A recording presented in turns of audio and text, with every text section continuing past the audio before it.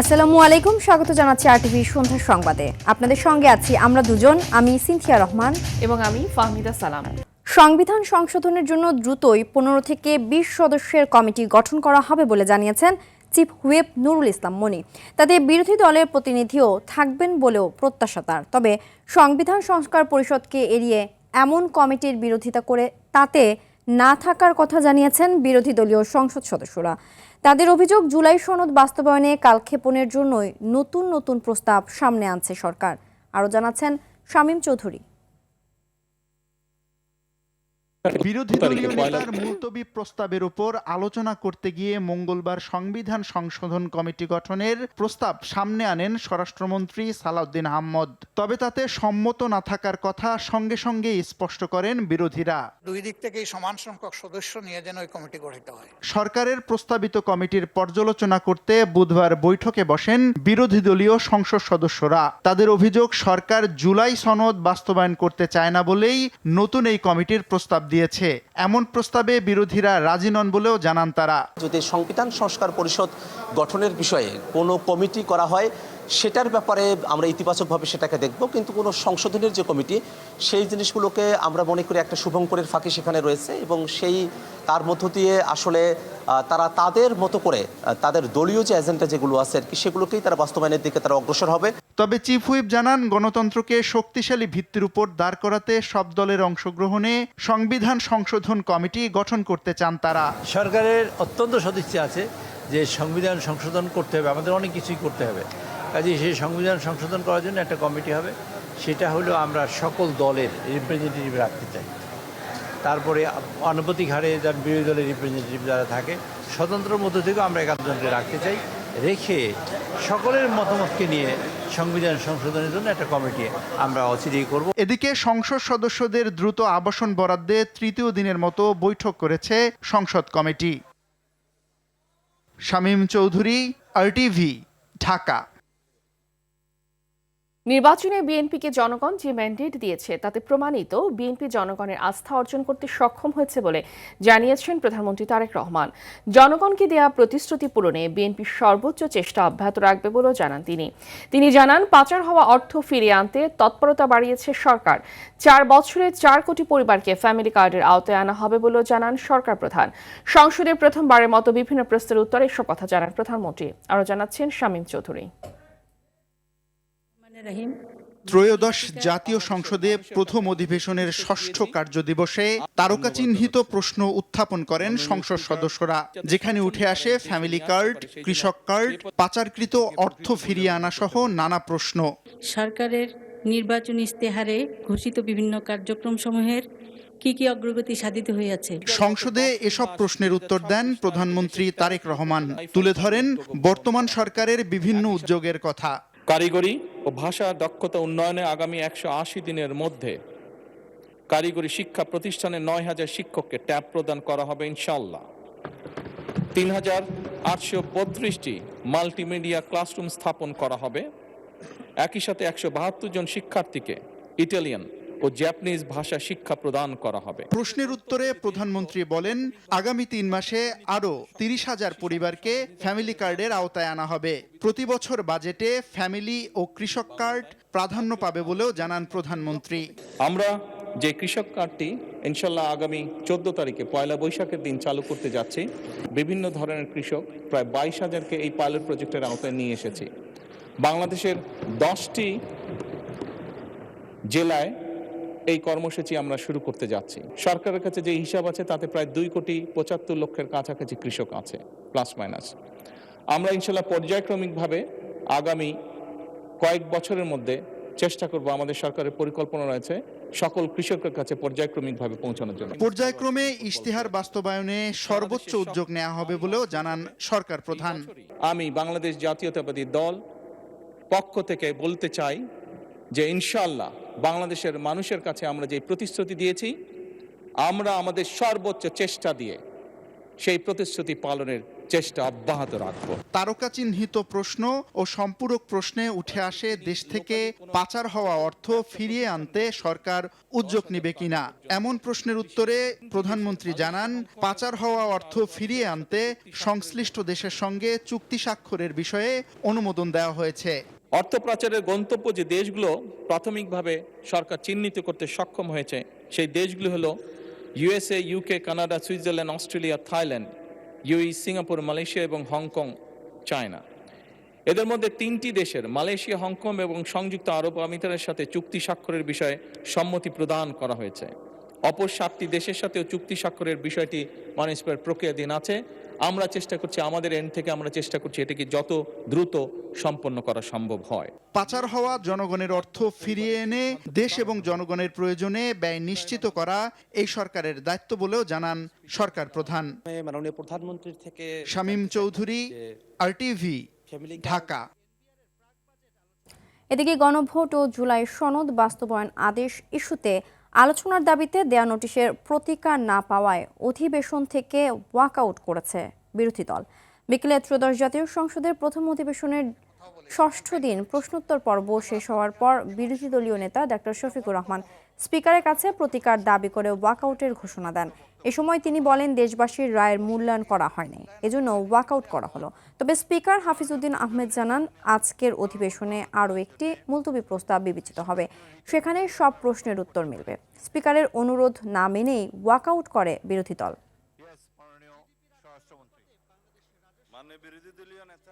যে বিষয়টা নির্বাচনের আগে সরকারি দল বিরোধী দল সবাই একমত হয়েছিলাম, এর সপক্ষে কথাও বলেছি, ক্যাম্পেইন করেছি। আমরা প্রতিকার যে পেলাম না, এতে আমরা না, এতে দেশবাসীর তাদের রায়ের প্রতিফলন হলো না, মূল্যায়ন হলো না।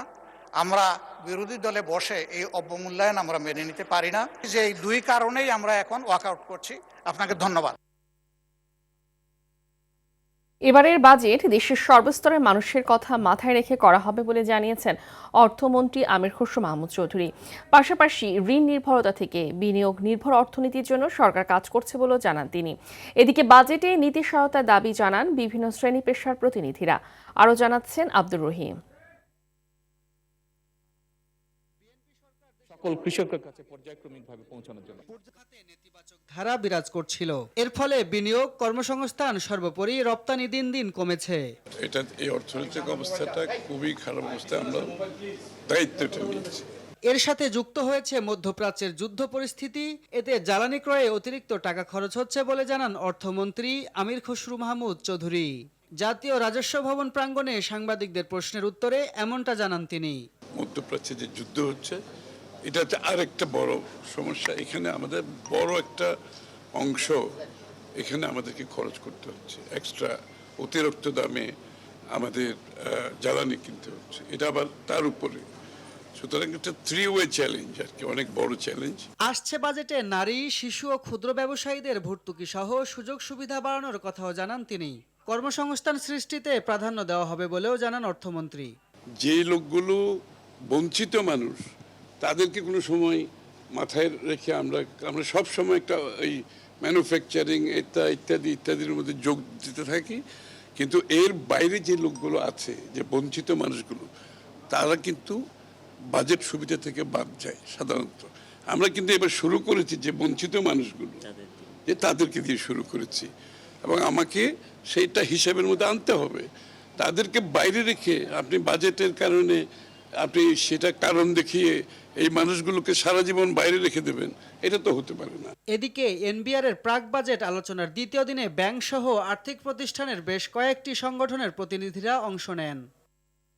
অনেক নীতি সহায়তার পরও শেয়ার বাজার সহ বিভিন্ন শিল্প খাত দাঁড়াতে পারছে না বলে মন্তব্য করেন এনবিআর চেয়ারম্যান। বাস্তবে আমরা এগুলো ইমপ্লিমেন্ট করতে পারিনি। এখন যেটা হয়েছে, যেহেতু আমরা অনলাইন রিটার্নটা কম্পালসারি করেছি, আপনারা জেনে খুশি হবে, প্রায় 43 লাখ ট্যাক্স পেয়ার রিটার্ন দিয়েছে। গতকাল একদিনেই লাস্ট ডেতে 72,000-এর উপরে ট্যাক্স রিটার্ন পড়েছে। জিডিপির আকারের অনুপাতে বাংলাদেশের রাজস্ব দক্ষিণ এশিয়ার চেয়ে তলানিতে বলেও জানান তিনি।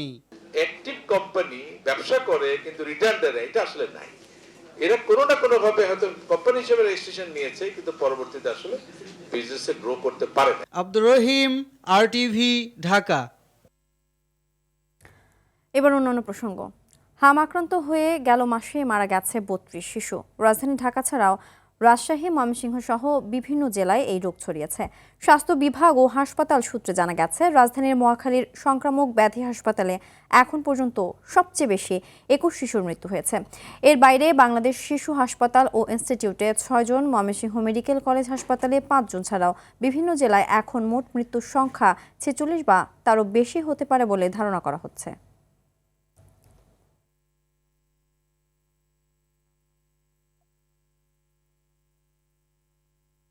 এদিকে আগামী রোববার থেকে সারা দেশে হামের বিশেষ টিকাদান কর্মসূচি শুরু হবে বলে জানিয়েছেন স্বাস্থ্যমন্ত্রী সরদার সাখাওয়াত হোসেন।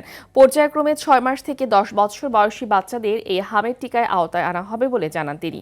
সচিবালয়ে জরুরি সংবাদ সম্মেলনে এসব কথা বলেন তিনি।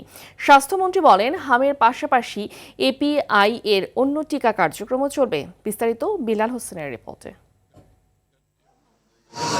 গেল কয়েক সপ্তাহ ধরে রাজধানী সহ সারা দেশে বেড়েই চলছে হামের প্রাদুর্ভাব। ফলে সরকারি বেসরকারি হাসপাতালে বাড়ছে রোগীর সংখ্যা। দ্রুত এই সংকট মোকাবেলার জন্য এরই মধ্যে বড় ধরনের উদ্যোগ নিয়েছে সরকার। এ অবস্থায় হাম নিয়ন্ত্রণে বিশেষ টিকাদান কর্মসূচির কথা জানালেন স্বাস্থ্যমন্ত্রী। বলেন, ৫ এপ্রিল থেকে ৬ মাস থেকে ১০ বছর বয়সী শিশুদের দেয়া হবে টিকা। ৬ মাস থেকে ১০ বছর পর্যন্ত বয়স গ্রুপটাকে আমরা কভার করব। রবিবার থেকে আমরা ফিল্ড লেভেলে ভ্যাকসিন পুশ করা ইনশাল্লাহ শুরু করব। এই ভ্যাকসিন কতদিন চলবে? যতদিন চলে ভ্যাকসিনেশনের ততদিন চলবে। এক জায়গায় হতে পারে ওই দিন বেবিরা অ্যাকোমোডেট হবে না, একখানে টাইম একদিন বেশি লাগতে পারে। এইভাবে আমরা টোটাল জেনারেশনটাকে কভার করার জন্য যেই কয়দিন লাগবে ওই কয়দিন আমরা করব। স্বাস্থ্যমন্ত্রী বলেন, সহায়তা প্রদানকারী সংস্থা গ্যাভির কাছ থেকে ধার নিয়ে ২১.৯ মিলিয়ন হামের টিকা দেয়া হবে। আমরা গ্যাভি থেকে এটা ধার নিচ্ছি, আমরা ওদেরকে রিপ্লেনিশ করব। হ্যাঁ, আমাদের যেটা আমরা কিনতে যাচ্ছি ইউনিসেফের কাছ থেকে টাকার পয়সা আমরা সব করে ফেলেছি, সেইটা দিয়ে ওদেরকে রিপ্লেস করব। রুটিন যেটা ওইটা কন্টিনিউয়াস থাকবে, চলমান থাকবে, এইটা চলমান থাকবে। আমাদের টোটাল কথাটা হলো, আমরা অতীতের গভর্নমেন্টের মতন এটাকে কোনো গ্যাপ সৃষ্টি করব না। বর্তমানে হাম মোকাবেলায় পর্যাপ্ত ভেন্টিলেটর প্রস্তুত রয়েছে জানিয়ে বলেন, টিকা কার্যক্রম সম্পন্ন করতে বাতিল করা হয়েছে সব স্বাস্থ্যকর্মীর ছুটি বাতিল করা হয়েছে, যাতে করে নন স্টপ আমরা ভ্যাকসিন চালু করে দিতে পারি। বিল্লাল হোসেন, RTV, ঢাকা। চট্টগ্রাম, চাঁপাইনবাবগঞ্জ ও সিলেটে আশঙ্কাজনক হারে ছড়িয়ে পড়ছে সংক্রামক ব্যাধি হাম। গত ১০ দিনের ব্যবধানে চট্টগ্রাম মহানগরের বিভিন্ন হাসপাতালে অন্তত ৫ শিশুর মৃত্যু হয়েছে। নিউমোনিয়া ও ১ শিশুর মৃত্যু হয়েছে হাম আক্রান্ত হয়ে। এছাড়া চাঁপাইনবাবগঞ্জে গত ৩ মাসে মারা গেছে ৫ শিশু। হাম আক্রান্ত হয়ে এখন পর্যন্ত ২৯৩ শিশু হাসপাতালে ভর্তি হয়েছে। প্রতিনিধিদের পাঠানো তথ্যচিত্রে আরও জানাচ্ছেন লিওন আজাদ। গত এক সপ্তাহে চট্টগ্রাম সিটি কর্পোরেশন এলাকা থেকে ৩৫টি এবং বিভিন্ন উপজেলা থেকে ৪০টি নমুনা সংগ্রহ করা হয়। এর মধ্যে নগরের ৬ জন এবং জেলার ২ জন শিশুর শরীরে হাম শনাক্ত হয়েছে। পাশাপাশি নগরের একজন শিশুর শরীরে রুবেলাও পাওয়া গেছে। চট্টগ্রাম মেডিকেল কলেজ হাসপাতালের শিশু স্বাস্থ্য বিভাগে হামের লক্ষণ নিয়ে ভর্তি বেশিরভাগ শিশুর বয়স ১৫ মাসের নিচে। হামের টিকা দেয় তো, হামের টিকা তো ছিল না, দিবে কোথেকে? হামের টিকা দেয় নাই, আপনার টিকা পাইছে ৮ তারিখ, ২৮ তারিখ আমরা এখানে ছিলাম। সর্দি কাশি এখন রয়ে গেছে, চিকিৎসা চলতেছে মোটামুটি, বা এখন পর্যন্ত ভালো আছে। ৭৫ জন শিশুর নমুনা সংগ্রহ করে ঢাকায় পাঠানো হয়েছে বলে জানান এ পরিচালক। আতঙ্কিত হওয়ার কিছু নাই, যদি ওই কমপ্লিকেশন যদি না হয়, মিজেলসের কমপ্লিকেশন হচ্ছে নিউমোনিয়া, যদি সাথে ডায়রিয়া থাকে, এনকেফালাইটিস হয়। এনকেফালাইটিস হচ্ছে ৩টার মধ্যে সবচেয়ে বেশি ভয়াবহ। অন্যদিকে চাঁপাইনবাবগঞ্জ ২৫০ শয্যা বিশিষ্ট আধুনিক হাসপাতালে এখন হাম রোগীর চাপ চরমে। কিডনি ডায়ালাইসিস ওয়ার্ডকে অস্থায়ী আইসোলেশন ইউনিট করা হলেও সেখানেও নেই পর্যাপ্ত জায়গা। প্রতিনিয়ত বাড়ছে হাম আক্রান্ত রোগীর সংখ্যা। রোগী অতিরিক্ত চাপ, রোগীর কারণে কি হয়, ভালোভাবে নার্সের পায় না, সেবা পায় না। যারা ভ্যাকসিন পায়নি তাদের ভ্যাকসিনের আওতায় আনা হচ্ছে বলে জানান সিভিল সার্জন। স্বাস্থ্য সবাই মিলে হচ্ছে কার্যক্রম চালাচ্ছে, ইনশাল্লাহ এটা দ্রুততার সাথেই হচ্ছে কন্ট্রোলে আসবে চলে। সরকারি হিসেব অনুযায়ী সিলেটে শহীদ শামসুদ্দিন আহমদ হাসপাতালে হাম রোগের লক্ষণ নিয়ে এখন পর্যন্ত ভর্তি হয়েছেন ৩৯ জন রোগী। 22 জনের ভিতরে 3 জনের অবস্থা একটু আশঙ্কাজনক। তাদের একজনের হৃদযন্ত্রের সমস্যা আছে, আরেকজনের কিডনিজনিত সমস্যা আছে এবং আরেকজনের একটু শ্বাসকষ্ট বেশি এবং তাদের চিকিৎসা চলমান। নাগরিক সমাজের প্রতিনিধিরা বলছেন টিকার ঘাটতি, ব্যবস্থাপনায় ভাঙন, হামের দাপট আর সরকারের অবহেলায় সংকটের মুখে পড়েছে জনস্বাস্থ্য। Leone Azad, RTV। এপ্রিল মাসের জন্য জ্বালানি তেলের দাম অপরিবর্তিত রাখার সিদ্ধান্ত নিয়েছে সরকার। আছে পর্যাপ্ত মজুদও। তারপর রাজধানী জুড়ে পেট্রোল পাম্পগুলোতে দেখা দিয়েছে তেলের কৃত্রিম সংকট। কোথাও সীমিত সরবরাহ থাকলেও অধিকাংশ পাম্পে দীর্ঘ লাইনে দাঁড়িয়ে থেকেও তেল পাচ্ছেন না চালকরা। এতে চরম ভোগান্তিতে পড়েছেন পরিবহন সংশ্লিষ্টরা। অনেকেই ঘন্টার পর ঘন্টা অপেক্ষা করেও খালি হাতে ফিরছেন। তবে পাম্প মালিকদের দাবি, তেলের কোনো ঘাটতি নেই, বরং অতিরিক্ত চাহিদা ও প্রয়োজনের চেয়ে বেশি মজুদের প্রবণতার কারণেই এই পরিস্থিতি তৈরি হয়েছে। তেলের সংকট যদি একবারে তেলের সংকট হলে তো তেলে পাওয়া যেত না।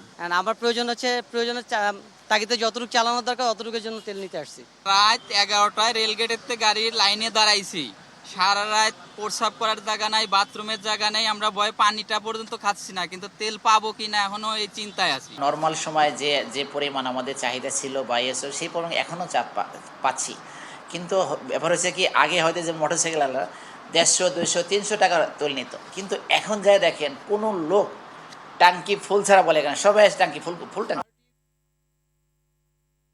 এদিকে কুড়িগ্রামে চাহিদার চেয়ে তেল সরবরাহ কম থাকায় ঘন্টার পর ঘন্টা লাইনে দাঁড়িয়েও অনেকে ফিরছেন খালি হাতে। দীর্ঘ লাইনে দাঁড়িয়েও চাহিদা মতো তেল পাচ্ছেন না বাগেরহাটের মানুষ। বরগুনার পাথরঘাটায় তেলের সংকটে সাগরে যেতে পারছে না মাছ ধরার ট্রলার। ভোলার বিসিক শিল্পনগরীতে অবৈধভাবে তেল মজুদের অভিযোগে 2টি প্রতিষ্ঠানকে 1.5 লাখ টাকা জরিমানা করেছে ভ্রাম্যমাণ আদালত। নারায়ণগঞ্জের সিদ্ধিরগঞ্জে 9,100 লিটার ডিজেল সহ আটক এক ব্যক্তিকে 2 মাসের কারাদণ্ড ও নগদ 6,000 টাকা অর্থদণ্ড দেওয়া হয়েছে। 4টি কোম্পানিকে জরিমানা করা হয়েছে ঝিনাইদহে। 5,000 লিটার তেল সহ একজনকে আটক করা হয়েছে মেহেরপুরে।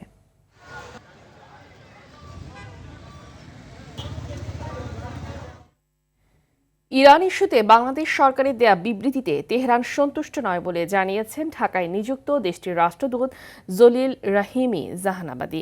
তিনি বলেন, ইরান আশা করে বন্ধু প্রতিম দেশ হিসেবে বাংলাদেশ অস্পষ্ট বিবৃতি না দিয়ে সরাসরি আগ্রাসী শক্তির ভূমিকার নিন্দা জানাবে। ঢাকায় ইরান দূতাবাসে আয়োজিত সংবাদ সম্মেলনে তিনি এসব কথা বলেন। রাষ্ট্রদূত বলেন, স্পেন সহ অনেক ইউরোপীয় দেশ, এমনকি খোদ আমেরিকার ভেতরেও সাধারণ মানুষ ও কর্মকর্তারা এই যুদ্ধের নিন্দা জানাচ্ছেন। বাংলাদেশ থেকে প্রকাশিত বিবৃতিগুলোতে কেবল যুদ্ধের ব্যাপারে উদ্বেগ প্রকাশ করা হয়েছে, কিন্তু আমেরিকা সরাসরি আগ্রাসী ভূমিকায় অবতীর্ণ হয়েছে। সেই আগ্রাসনের নিন্দা জানানোই ইরানের প্রত্যাশা। হরমুজ প্রণালীতে আটকে পড়া বাংলাদেশি 6টি জাহাজের বিষয়ে জানান, বাংলাদেশ সরকারের চাহিদা অনুযায়ী তেহরান সহযোগিতা করবে। বাংলাদেশের কিছু সীমাবদ্ধতা সেটা আমরা বুঝি, কিন্তু তারপরেও এটা তো আন্তর্জাতিক একটা বিষয়। যেহেতু বাংলাদেশ জাতিসংঘের সদস্য, OICর সদস্য, সেই হিসাবে জাতিসংঘ সনদেই আগ্রাসী শক্তির বিরুদ্ধে কথা বলার অনুমোদন দেওয়া আছে। রিজার্ভ ছাড়া অর্থনীতির সব সূচক নেতিবাচক ধারায় রয়েছে বলে মন্তব্য করেছেন বাংলাদেশ ব্যাংকের গভর্নর মুস্তাকুর রহমান। বিভিন্ন টেলিভিশনের সিনিয়র অর্থনৈতিক সাংবাদিকদের সাথে মতবিনিময়ে এ মন্তব্য করেন তিনি। এরই মধ্যে মধ্যপ্রাচ্য যুদ্ধের কারণে অবস্থা আরও কঠিন হয়েছে বলে মনে করেন কেন্দ্রীয় ব্যাংকের গভর্নর। এ সময় চলমান পরিস্থিতি মোকাবেলায় সিনিয়র সাংবাদিকদের দেয়া পরামর্শ নেন মুস্তাকুর রহমান। বর্তমান সরকারের নেওয়া ফ্যামিলি কার্ড সহ সামাজিক খাতের নানা কর্মসূচির মাধ্যমে দারিদ্রতা কমে আসবে বলে মনে করেন গভর্নর। বন্ধ থাকা কারখানা চালু করতে নীতি সহায়তার কথাও বলেন তিনি। আমাদের ম্যাক্রো ইকোনমিক লো লেভেল ইকুইলিব্রিয়ামে আছি। এমপ্লয়মেন্ট ডিগ্রোথ হচ্ছে, আমাদের ইনভেস্টমেন্ট ডিগ্রোথ হচ্ছে, আমাদের রেভিনিউ কালেকশন ডিগ্রোথ হচ্ছে। সো এর সাথে নতুন করে যুক্ত হয়েছে মিডল ইস্ট ক্রাইসিস। রাজধানী সড়ক ও ফুটপাত দখল করে গড়ে ওঠা অবৈধ দোকানপাট ও স্থাপনা উচ্ছেদে অভিযান চালিয়েছে পুলিশ। ঢাকা মেট্রোপলিটন পুলিশের ট্রাফিক বিভাগের এই অভিযানে ফুটপাত দখলমুক্ত করার পাশাপাশি জরিমানাও করা হয়। বিস্তারিত জানাচ্ছেন মুনতাসির মামুন। রাজধানীর ফুটপাত দখলমুক্ত করে নগরীর সৌন্দর্য ফিরিয়ে আনতে মাঠে নেমেছে ডিএমপি ট্রাফিক বিভাগ। সকাল থেকে রাজধানীর বিভিন্ন গুরুত্বপূর্ণ সড়ক ও ফুটপাতে চলে অবৈধ দখল উচ্ছেদ অভিযান। সড়ক ও ফুটপাত দখল করে গড়ে ওঠা দোকানপাটে অতিরিক্ত বর্ধিতাংশ অপসারণ করা হয় এই অভিযানে। ভেঙে ফেলা হয় অবৈধ দোকানপাট সহ বিভিন্ন প্রতিষ্ঠান। সরকারে কিভাবে ভালো থাকবে, কিভাবে দেশটা সুন্দর করবে এটাও আমরা চাই, কিন্তু নগদ যদি পেটের ভিতরে লাত্তি দেয়া আমাকে সবকিছু ধ্বংস করে দিয়ে দেয়, তাহলে আমরা আমরা তো দুটা নুন ভাত খাইতে পারতাম, একবার ধ্বংস করে যাবো। একটা বিশেষ পদক্ষেপ নিয়ে না তারা এই অভিযানটা করবে। এখন তারা হুট করে হঠাৎ করে একটা অভিযান দিল, তো আমরা এতগুলো হকার এখন কোথায় যাব? অভিযানে বিভিন্ন প্রতিষ্ঠানকে জরিমানা করা হয়। এ পর্যন্ত অভিযানে প্রায় 14 থেকে 15 জনকে আটক করেছে এবং 60 থেকে 70 হাজার টাকার মতো জরিমানা আদায় হয়েছে। আর আজকে আমরা সতর্ক করেছি, কিন্তু পরবর্তীতে যদি তারা এই মেইন রাস্তা দখল অব্যাহত রাখে এবং কিছু কিছু ফুটপাতের ভেতরে যাদের পার্মানেন্ট দোকান আছে তারা যদি এক্সটেনশনটা অব্যাহত রাখে তাদের জেল দেব। এমন অভিযানকে সাধুবাদ জানিয়েছেন নগরবাসী। তবে এবার যেন ফুটপাত বেদখল না হয় সেদিকে নজর রাখার দাবি তাদের। মুনতাসির মামুন, RTV, ঢাকা। আওয়ামী শাসনামলে আয়নাঘর খ্যাত DGFI এর জয়েন্ট ইন্টারোগেশন সেলে গুম নির্যাতনের মামলায় শেখ হাসিনা ও সেনা কর্মকর্তা সহ 13 জনের বিরুদ্ধে পরবর্তী সাক্ষ্য গ্রহণ 8 এপ্রিল। একজন বিচারকের উপস্থিতিতে বুধবার সাক্ষ্য গ্রহণ শেষে এই তারিখ নির্ধারণ করে আন্তর্জাতিক অপরাধ ট্রাইব্যুনাল 1। পরে একই ট্রাইব্যুনালে জুলাই আন্দোলনে ইন্টারনেট বন্ধ করে হত্যার নির্দেশ সহ 3 অভিযোগে হাসিনা পুত্র সজীব ওয়াজেদ জয় ও সাবেক ICT প্রতিমন্ত্রী জুনায়েদ আহমেদ পলকের বিরুদ্ধে সাক্ষ্য নেওয়া হয়। এ মামলার পরবর্তী সাক্ষ্য গ্রহণ 12 এপ্রিল। অন্যদিকে ট্রাইব্যুনাল 2 জুলাই মামলায় ওবায়দুল কাদের সহ আওয়ামী লীগ ও দলটির অঙ্গ সংগঠনের শীর্ষ 7 নেতার বিরুদ্ধে সাক্ষ্য হবার কথা থাকলেও সাক্ষী উপস্থিত না হওয়ায় 7 এপ্রিল পরবর্তী দিন ধার্য করা হয়।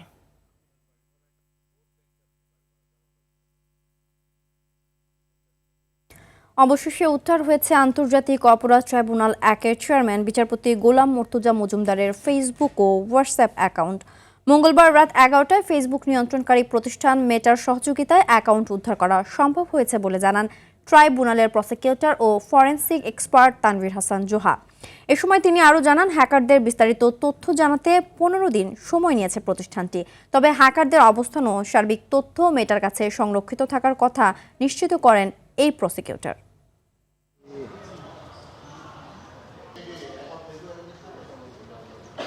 ট্রাইব্যুনাল চেয়ারম্যান স্যারের যে আনঅথরাইজড অ্যাক্সেস হয়েছিল ফেসবুকের, সেটিকে আমরা সফলতার সাথে পুনরুদ্ধার করতে পেরেছি এবং পাশাপাশি ফেসবুককে আমরা চিঠি দিয়েছি যে কোনো আনঅথরাইজড অ্যাক্সেস, তার জিও লোকেশন, ইলেকট্রনিক ভৌগোলিক অবস্থান সব কিছুই আপনার মেটার কাছে আছে এবং মেটা যখন আমাদেরকে আইনসম্মত উপায়ে এটা আমাদেরকে প্রেরণ করবে তখন আমরা ক্রস বর্ডার জুডিশিয়ারি সিস্টেমের আওতাভুক্ত হয়ে পরবর্তী আইনি প্রক্রিয়া করতে পারবো এবং অবশ্যই হ্যাকার ইনশাল্লাহ শনাক্ত হবে। এবারে ঈদযাত্রা থেকে শিক্ষা নিয়ে আগামী ঈদের সড়ক ব্যবস্থাপনা ঢেলে সাজানো হবে বলে জানিয়েছেন সড়ক পরিবহন ও সেতুমন্ত্রী শেখ রবিউল আলম। সকালে পূর্বাচল 300 ফিট এক্সপ্রেসওয়েতে বৃক্ষরোপণ কর্মসূচির উদ্বোধনে গিয়ে তিনি কথা বলেন। মন্ত্রী বলেন, ঈদ উল ফিতরের চেয়ে ঈদ উল আজহার যাত্রা চ্যালেঞ্জিং হবে, কারণ তখন 1.5 কোটি মানুষ ঢাকার বাইরে গেলেও 1 কোটি কোরবানির পশু ঢাকায় ঢুকবে।